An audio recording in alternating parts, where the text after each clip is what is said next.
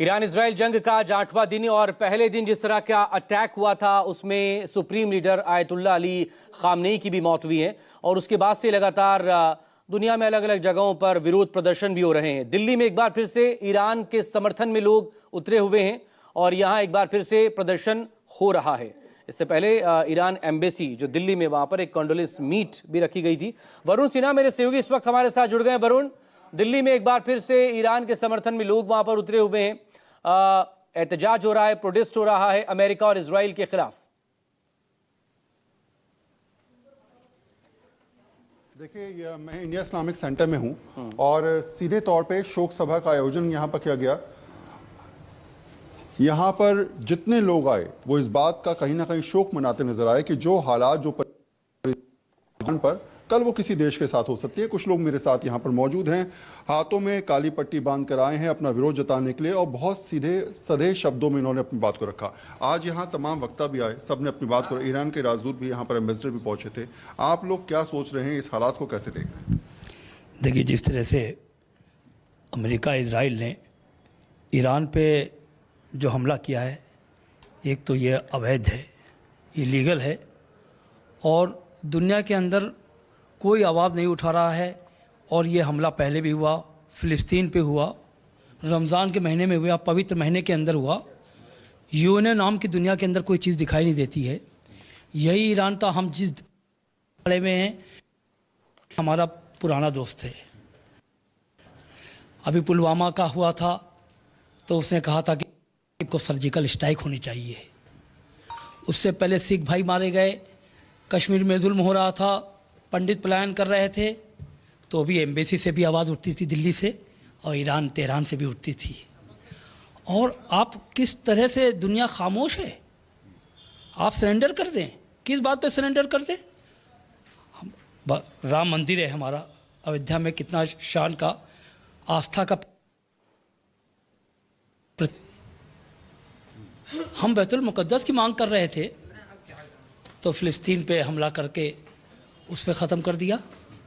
हमारी आस्था वो नहीं है, हम हर मज़हब की इज़्ज़त करते हैं, हर उसकी अक़ीदत वो करते हैं, हमारी भी तो अक़ीदत है। जी, मैं देख रहा था ईरान के राजदूत जो हैं उनकी आंखें नम थी जब वो बोल रहे थे। फिर वो कुछ और फिर उन्होंने कहा कि भारत ईरान का बहुत पुराना दोस्त है, ये साझेदारी अब की नहीं, बहुत पहले से चलती आ रही है। लेकिन उन्होंने विश्व पर एक तंज भी कसा कि अगर आज अकेले खड़े हो तो कल को अकेले ही रह जाओगे तमाम देशों। देखिए, सबसे पहले तो मैं आपको ये बताऊं कि जैसा कि आपने सवाल किया कि आंखें नम थीं और कुछ देर चुप रहे, ये सैयद आयतुल्ला अली खामनेई ताबासरा की शहादत ऐसा सानहा है और सिर्फ ईरान के राजदूत या उनकी आंखें ही नम नहीं हैं, बल्कि हमारी और हर आलम इंसानियत और जिसके दिल में इंसान का दिल है उसकी आंखें नम होंगी। ये शहादत बहुत बड़ी शहादत है। और रहा सवाल अमेरिका और इसराइल और इस हमले का, जैसा कि आपने कहा है कि वो अकेले रह जाएंगे, और जाहिर सी बात है, वो राहत इंदौरी का शेर है कि आज हमारी, कल तुम्हारी बारी है। इस टाइप के लिए ज़रूरी है कि ऐसे कड़े वक्त में हमें सामने आने की ज़रूरत थी, एक दूसरे के लिए, एक दूसरे के ज़ख्म पर मरहम रखने की ज़रूरत। मैं आपसे बात करूंगा, पहले मैं तस्वीरों के माध्यम से दिखाऊं आपको। यहाँ पर देखिए किस तरीके से यहाँ पर शोक सभा का आयोजन किया गया और तमाम लोग जो आए उन्होंने मोमबत्ती जलाकर पुष्प अर्पण किए, अपनी आंखों को नम करके अपनी बात को रखते नजर आए। और शायद यहाँ जितने भी लोग थे उस समय सबने एक आवाज़ में कहा कि जो इंसानियत पर स्थिति बनी है उस पर सबको साथ खड़ा होना चाहिए। एक बात मैं जी सबसे पहले मैं कहना चाहता हूँ कि मैं एक हिंदुस्तान का नागरिक होने के नाते सबसे पहले मैं ईरान के जितने भी नागरिक हैं, जितने भी लोग हैं, हम हिंदुस्तान की तरफ से संवेदना व्यक्त करते हैं आपके लिए। और हम यहाँ पर आए हैं इसलिए ताकि हम ये बता सकें कि हम इंसानियत के साथ हैं। हिंदुस्तान ने हमेशा इससे फ़िलिस्तीन का और हिंदुस्तान का साथ दिया है। अभी पीछे एक चाबहार पोर्ट की बात हुई थी, पूरी दुनिया ने कहा था कि आप चाबहार पोर्ट में इंडिया को इन्वॉल्व मत कीजिए। चाइना ने भी इवन प्रेशर बनाया था और इसमें पाकिस्तान ने भी कहा था कि आप एक मुस्लिम मुल्क हैं, आपको हमारे साथ आना चाहिए, इंडिया से आप स्ट्रेटेजिक पार्टनरशिप क्यों कर रहे हैं। तो ईरान ने कहा था कि हिंदुस्तान मेरा दोस्त है और मैं हमेशा इसके साथ खड़ा रहूँगा।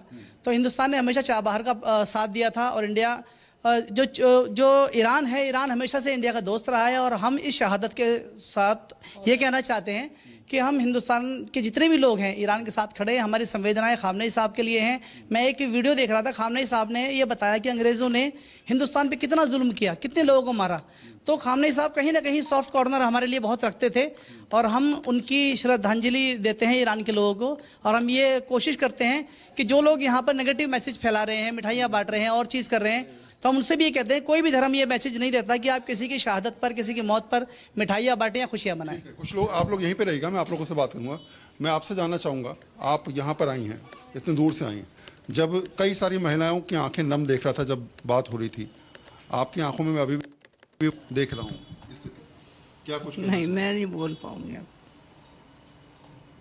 अगर मैं आपसे पूछूं, ये ऐसा मौका था जिसमें तमाम लोग थे अपनी बात को रखते नजर आए थे, ये कहते नजर आए थे कि जो आज हमारे हालात हैं ईरान के एम्बेसडर यहाँ पर थे, वो कल किसी के भी हो सकते हैं। आपको लगता है कि शायद जो विरोधाभास हो रहा है जगह जगह से, वो विरोध अब एक बड़ा आंदोलन के तौर पर उठता नजर आ रहा है? बिल्कुल होना भी चाहिए। जो लोग इंसानियत के लिए जो है कदम उठाते हैं, बेशक वो बिल्कुल सही करते हैं ऐसा, तो जालिम के ख़िलाफ़ हमें हमेशा रहना चाहिए। और अगर इंसान है कोई, उसके दिल में इंसानियत है, तो इस टाइम वो बोलेगा, वो वोकल होगा, उसको बोलना चाहिए। इस टाइम नहीं बोलेगा तो फिर तो बहुत देर हो जाएगी, फिर अभी बोलना चाहिए। देखा था आपने जो वीडियो था जिसमें तमाम कब्रें खोदी जी, वो ड्रोन से जब वो विजुअल लिया गया तो पूरी दुनिया रो पड़ी कि आखिर ये इसका क्या मंजर हो। बिल्कुल बिल्कुल बिल्कुल। तो ये जो है उन्होंने एक गवाही दी है अपने एप्स्टीन क्लास होने की, उन बच्चियों को मार के, स्कूल गर्ल्स को मार के। तो आप अगर फुटेजेस देखेंगे तो स्कूल बैग्स के साथ कितना ब्लड उन बच्चियों का है, कितनी मतलब हसरतों से पेरेंट्स जो है बच्चों को स्कूल भेजते हैं ताकि वो कामयाबी हासिल करे, पढ़े लिखे। और एक खबर आए कि जो है हमारा बच्चा किसी बॉम्ब ब्लास्ट में शहीद हो गया है, तो इट्स वर्स। शायद लगता है कि ऐसे हालात की परिकल्पना रमज़ान के महीने में तो नहीं की थी। जी बिल्कुल नहीं, क्योंकि एक तरफ तो बात कर रहे हैं टेबल पर बिठा के, आप आइए हमारे साथ बात कीजिए, अपने जो भी आपका न्यूक्लियर पावर है या जिस पर भी आप बात कीजिए, और उसी के दौरान वो उसके स्टेट के हेड को उड़ा देते हैं। सर, मैं आपसे